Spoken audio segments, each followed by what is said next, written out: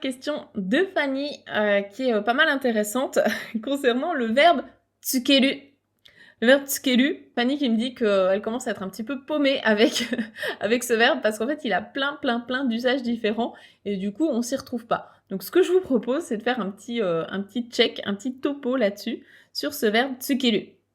En fait, ici, ce qui t'embrouille entre, la notion de allumer, la notion de porter un accessoire, la notion de attacher, coller, c'est qu'en vérité, c'est pas le même verbe. Pourquoi c'est pas le même verbe? Parce qu'en fait, ils ont 3 kanji différents. Donc si tu veux, pour faire plus simple, il y a 3 verbes qui se prononcent de la même manière, ils se prononcent tous tsukeru et ils peuvent être écrits en hiragana, c'est OK. Mais en vérité, si on creuse plus loin, ils ont 3 kanji différents. Donc ce sont bien 3 verbes séparés avec 3 usages différents. Donc c'est ça qui nous intéresse et c'est sur ça qu'on va revenir aujourd'hui. Alors déjà, la première notion, c'est allumer quelque chose. Quand tu allumes une lampe, tu allumes l'électricité, tu allumes même un feu. Voilà, ici ce sera ce kanji-là.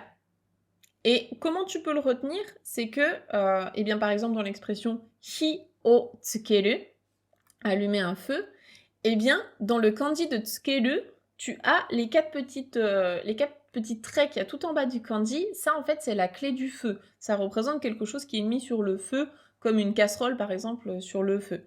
Donc ça, tu peux t'en rappeler parce que ce kanji-là permet eh bien, il y a la notion du feu, en fait, d'allumer quelque chose.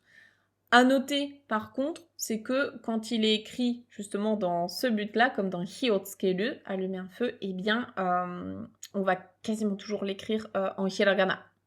Donc c'est ce kanji-là, tu peux le garder en tête, mais en vérité, on l'écrit quasiment tout le temps en hiragana. Donc il n'y a pas trop besoin de se prendre la tête. Je te donne un deuxième exemple avec ce verbe-là.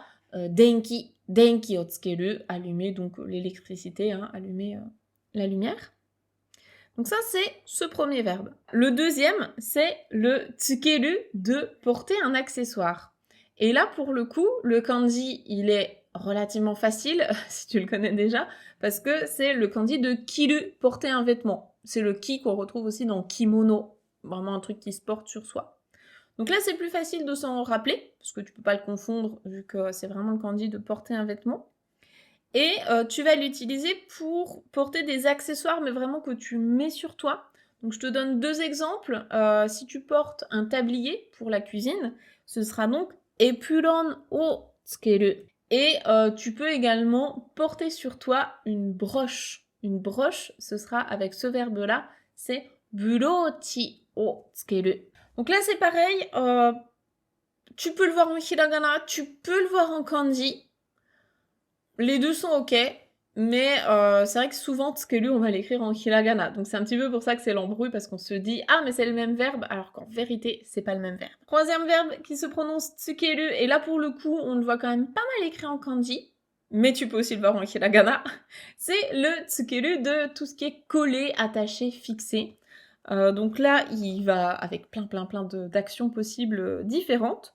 Je te donne 3 exemples. Premier exemple, attacher un bouton, enfin fixer un bouton sur une chemise. Si par exemple tu as un petit bouton qui est parti de ta chemise et hop, tu veux le remettre, eh bien si tu l'attaches dessus, ce sera donc shatsu ni, donc sur la chemise, shatsu ni botan o tsukeru.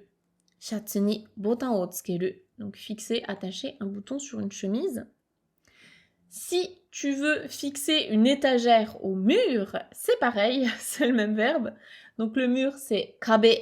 Kabe ni tana o tsukeru. Tana, l'étagère. Ça fonctionne aussi pareil. Dernier exemple, parce que c'est assez vaste comme coller, fixer, attacher. Si tu veux mettre du beurre sur ta tartine, sur ton pain, eh bien ce sera le même tsukeru. Ce sera donc pan ni bata o tsukeru. Donc sur ton pain, pan ni bata o tsukeru, je mets colle, un peu bizarre, mais c'est vraiment dans le sens, voilà, hop, tartiner ton beurre. Donc tout ça, ça fonctionne avec tsukeru. Ce verbe-là, tu vois pas forcément non plus tout le temps le kanji, c'est pour ça. Je pense que tout cela, t'as dû les croiser écrit en hiragana et c'est peut-être ça qui t'a embrouillé. Donc derrière, il y a 3 verbes différents en vérité. Voilà, je vais m'arrêter là pour ce qui est des tsukeru parce qu'en vrai, on pourrait creuser encore plus loin, mais je pense que c'est déjà pas mal d'avoir ces 3 verbes-là en tête. Ça t'aidera déjà à y voir un petit peu plus clair.